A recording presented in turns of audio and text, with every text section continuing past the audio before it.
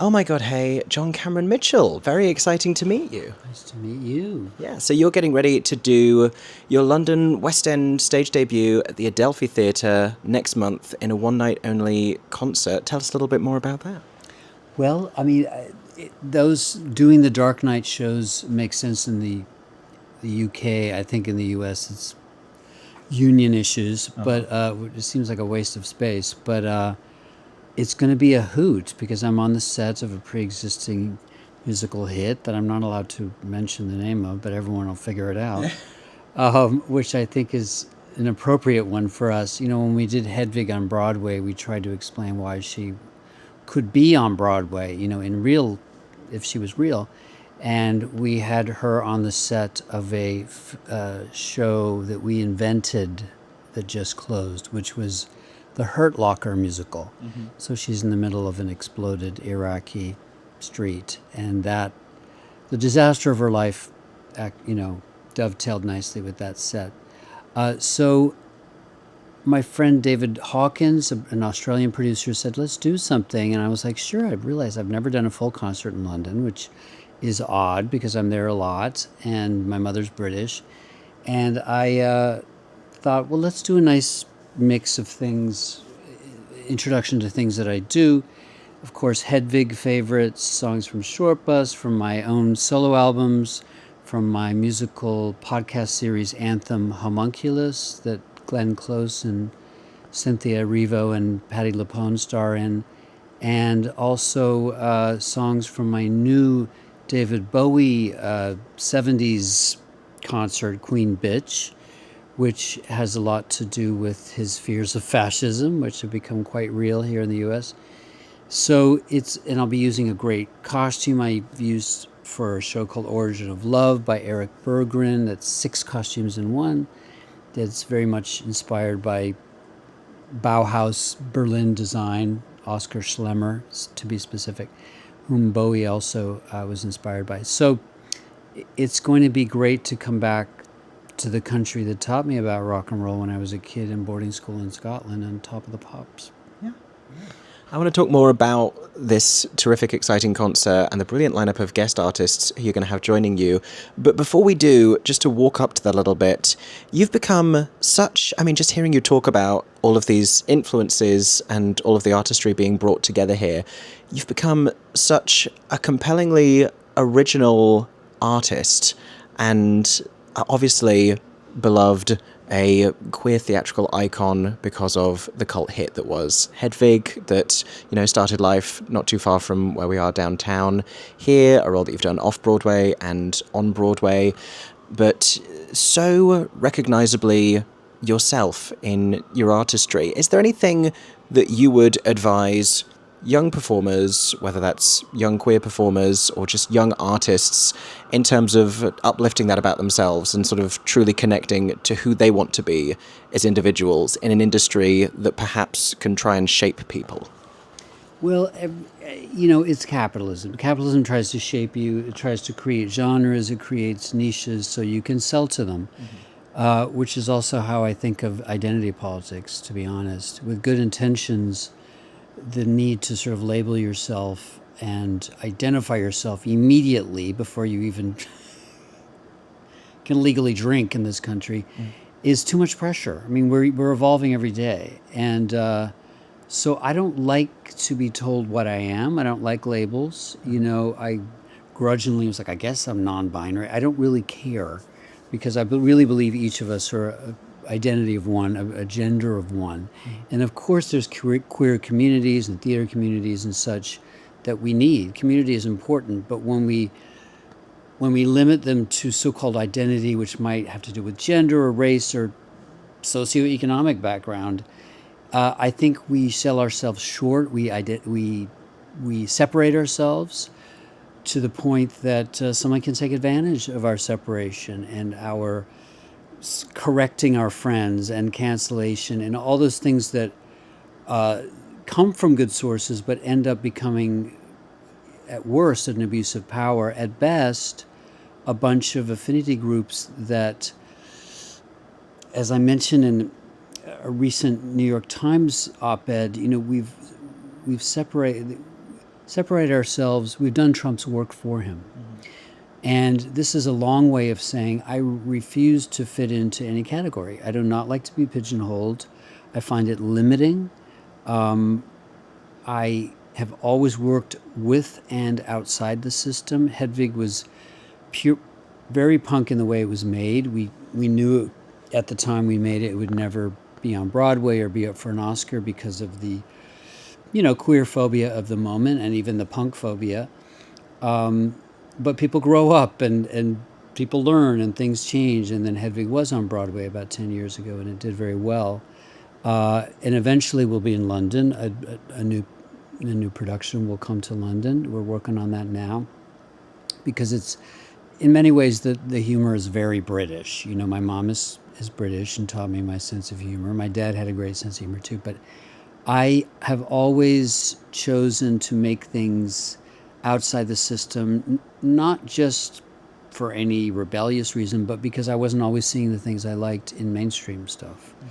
I was always working in mainstream, but I wanted to create things that were outside it, in theater and film, in the way that bands might have stepped out of us out of the system to make their punk single or whatever. So to me, original comes naturally when you're freed up. Even if you're imitating someone you love, it's coming through your body and it's coming out in an original way. So all of my energy lately is encouraging people to make things outside the system with their friends, which is a local version of rebellion against national fascism and conformity and lack of creativity. Is like we have to start with our friends in real life, not online. Let the phone get you to the real life. You can exchange stuff that way, but don't make that your main place of creation. It has to be IRL. And DIY is very much my style.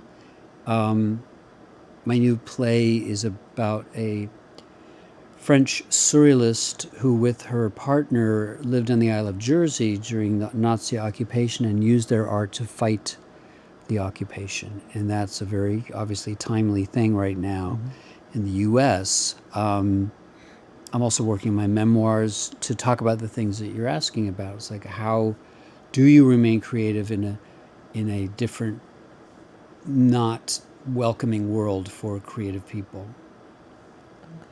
You mentioned feeling evasive around the idea of labels. Does the title of community leader resonate with you, or is that something that doesn't feel like it necessarily fits? I'm a leader in my projects, and my dad was a general in the Army, and his way of working, which is very much admitting when you don't know something and asking people to figure it out for you if you can't. Collaborative work, that's how I developed Short Bus, through improvisation. We cast actors before we had a story and tailored it for them. So I really believe that finding your uniqueness, which of course someone like Hedwig is negotiating the fact that their identities are forced upon them by their boyfriend and mother and government, which is this femboy who was fine about their gender was suddenly kind of forced into a gender reassignment to be quote unquote free from communist East Germany. And then of course is abandoned and in a trailer park in Kansas and has to, through drag and rock and roll, reinvent themselves to get out of this hole. Which is funny because some people have identified Hedwig as a trans character. The character never says that. I certainly don't, because it's not about discovering yourself on your own with agency and volition. It's about trauma and mutilation visited upon you by, in effect, the patriarchy telling you what a man and a woman is. And a woman is a man without a penis, according to them. So what do you do with that patriarchal wound, in a way, which most of us have traces of? And in Hedwig's extreme case, she creates herself as a kind of armored armored pundit full of rage and victimhood who ultimately lets go of that at the end. If we remain victims, and everyone seems to identify as themselves as victims, billionaires and all, we remain victims and we will never be at peace. Yes, there's trauma. Yes, there's hurt. How do we transcend it? If we don't transcend it, then the person who hurt us has won. Obviously, when Hedwig first came to the stage, it was this countercultural idea, and then it has, through its cult popularity, subsequently come to Broadway and achieved great mainstream success. You got a Tony Award as part of that as well. Many fantastic, very recognizable actors have played the role, gone on to great success. Darren Criss just won a Tony Award this weekend. A lot of the actors who played Hedwig during that latest Broadway run are actually all coming back to Broadway around the same time this year. And yet, in terms of how drag is being perceived and how sort of queer identities and identities transcending the gender binary are being perceived in the country right now, on the one hand, drag has never been more mainstream in the way that it's been commercialized, and with the RuPaul's Drag Race and all of these many well-known household name drag entertainers. At the same time, the drag is also under attack, and queer identities are under attack in legislation in the US, and then also we're experiencing parts of that in the UK as well. So it's almost like Hedwig could go back to being very necessary in that way, and sort of again countercultural, really, especially if you're talking about new productions on the horizon. Yes. Was there a question? No. I was just a thought that I wanted to share. Yeah, I think it is true. Hedwig always remains an outsider. And in some ways, we're all outsiders to each other. Hedwig doesn't particularly have their community the way others might seek community. I don't. To me, I prefer communities based on making things as opposed to, say, things we have nothing in common or nothing that we can control, like race or gender or biological sex. These are all things that we, gender, obviously, there's a seeking, but with other things, I don't particularly like identities based on things you can't change. Mm-hmm. So there is a sense of Hedwig throughout the piece, who's very much the loner, finding their community with her audience. The audience in the song Midnight Radio kind of becomes her community. And that audience has always been very varied in terms of background, gender, race, whatever, age. And she remains a bit of a flag that some people with their tattoos and other things have identified as their freedom, seeking their other half, not always in another person, but in themselves, in their work. Other people can feel they are complete with their religion or their spiritual tradition, great, as long as it's a healthy one. But I love the fact that Hedwig will remain, the freak's, avatar, but a broad one. Again, it's not just queer people or even, gender nonconforming. It's all kinds of people who feel like they haven't fit in, and that can be your straight mom, it can be your closeted priest, it could be anyone. And I love that. I love that it's passed around by friends. It was never a big financial success as a film or off Broadway. Broadway did well, but it's not a moneymaker, which has kept it pure, because I truly believe too much money corrupts as much as too little. Yeah. I have a monthly cabaret show, and I had the wonderful Mason Alexander Park as a guest earlier this year, who chatted about doing Hedwig at the Kennedy Center obviously back before all of the chaos and politicization that it's currently embroiled in, and how at the time Trump's inauguration was invoked as sort of the bigger concert that was happening, because Hedwig always has to be alongside a bigger venue for Tommy Narcissus playing nearby, and that became a tool of sort of acknowledging that happening there. And now the Kennedy Center is obviously in such a different place.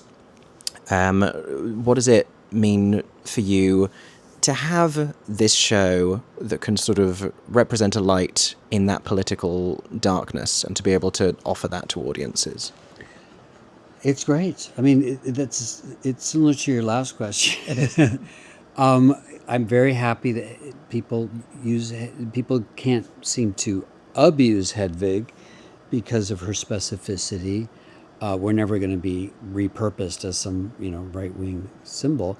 So I'm very happy for other people to interpret it the way they want to direct it the way they want to add things to the script that's built into the script. They should make it their own without losing the core stuff. And again, it's like everyone is Hedwig. Make of it what you will. All genders, all races, all ages can play Hedwig. It is drag. It's a character. Yeah. And the people who have played it find that it changes their life massively. It's often the hardest role physically and mentally, that singing wise, that anyone will ever do. It's, as Meryl Streep called it, Hamlet on heels. Uh-huh. I'm not comparing myself to Shakespeare, but it's one of those roles that, like Hamlet, that you want to essay. You want to see, God, this is one of those roles that might teach me about myself, and so I don't think it should be begrudged to anyone. Anyone can play Hedwig. Yeah. For you to still be singing these songs, which are thrilling and haunting and rich and informative, are there any of them that your relationship to them has changed over the years, and they sort of continue to reward you in a different way?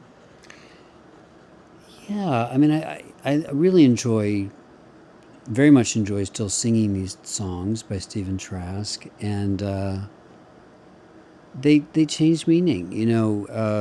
I think Midnight Radio is the one that's most flexible in that it includes so many people. It sort of refers to listening to the radio in East Germany and American radio in Hansel's oven, where he listens.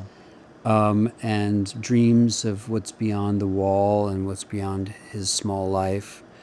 And in it, we tribute Patti Smith, and could be Patti LaBelle. We just say Patti, Patti LaBelle, who I just saw.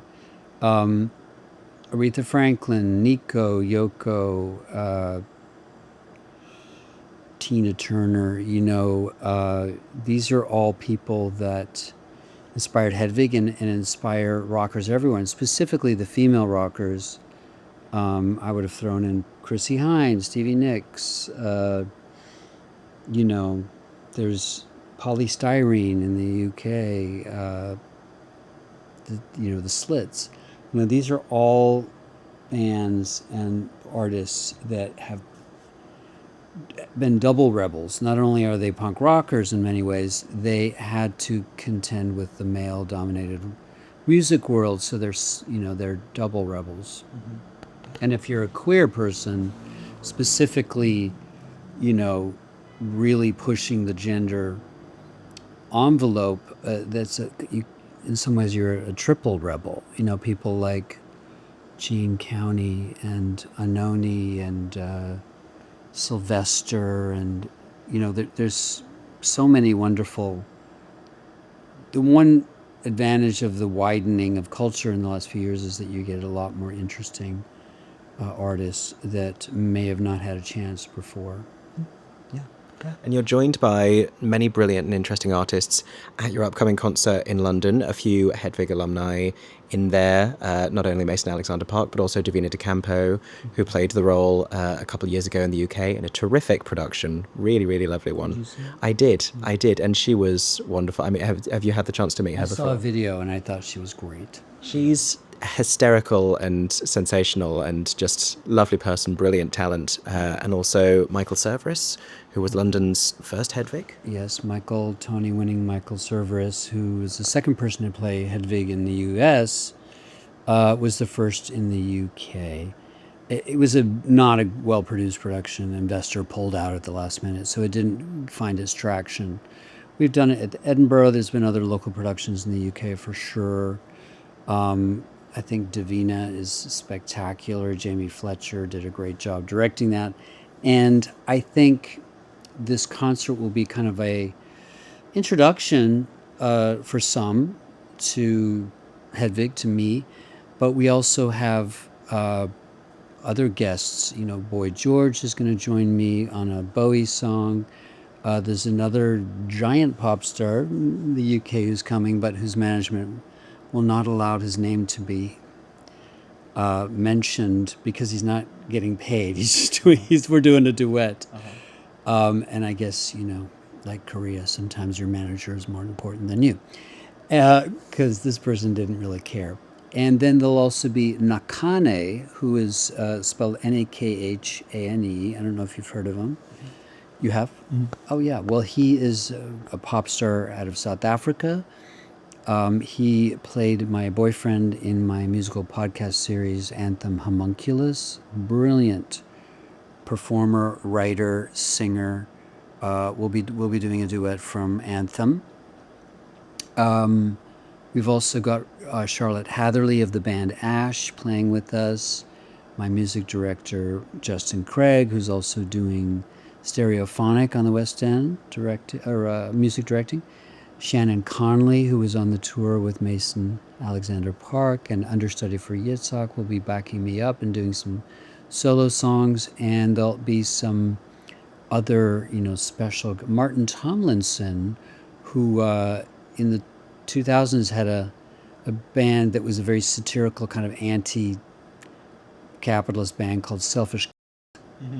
Who Danny Fields, my buddy who managed the Ramones and Iggy Pop, told me about, and I hired him for my Croydon-based punk film, How to Talk to Girls at Parties, to play the punk singer in that. So he'll join me on Angry Inch. And then there might be a couple more stars coming in. One from France. We'll see. Another queer person who's rising now. We're hoping he can join us in the UK. So it's going to be Old Home Week and New Friends Week, and I'm very much looking forward to it. Thank you so much for taking the time to talk to me. It's been wonderful to meet you.